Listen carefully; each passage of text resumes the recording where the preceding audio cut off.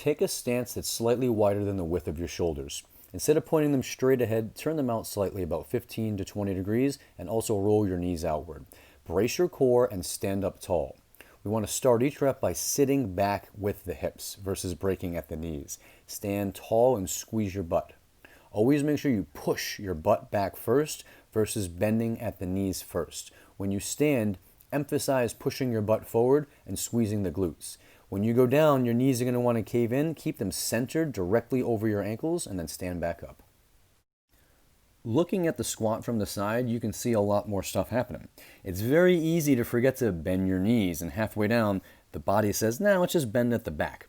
We want to avoid doing that. Make sure you're bending at the knees. It's also easy to bend the knees first versus push the hips back first. The sequence is very important. You always want to push your butt back first and then bend the knees. We also want to avoid just plopping down on the bench. You have to keep your core tight as you do it and squeeze your butt cheeks as you stand. The last rep is the most perfect rep you want to try to do. Shoot for doing 10 to 12 reps before moving on.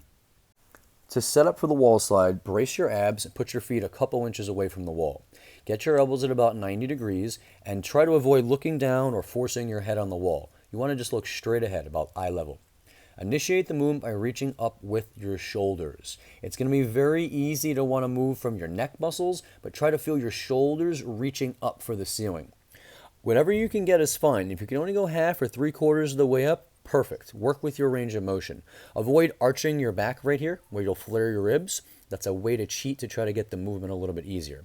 Shoot for 8 to 10 reps, rest 30 seconds, and then begin with the second set of the squats.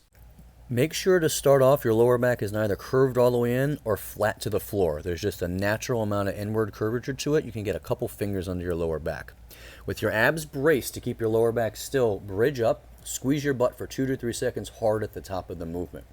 Very important to make sure that as you're bridging up, it's your butt cheeks doing the work. So touch them, punch them, squeeze them, make sure they're the ones that are working. Also, at the top of the movement, feel for your lower back. Those muscles shouldn't be tensing, those muscles shouldn't be tightening. It should all be the glutes. Shoot for doing anywhere from 8 to 12 reps with a 2 to 3 second squeeze at the top.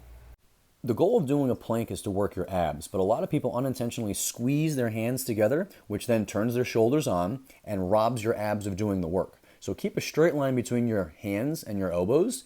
Bring your butt up to about shoulder height to start. Your knees will stay on the ground. Find your neutral spine. Instead of your spine being curved in like crazy, flatten it out. If you can do 10 to 20 seconds of the half plank, move on to the full plank for 10 to 20 seconds. Verify your back is staying flat. You can rest 30 seconds and then start with the second set of the glute bridge.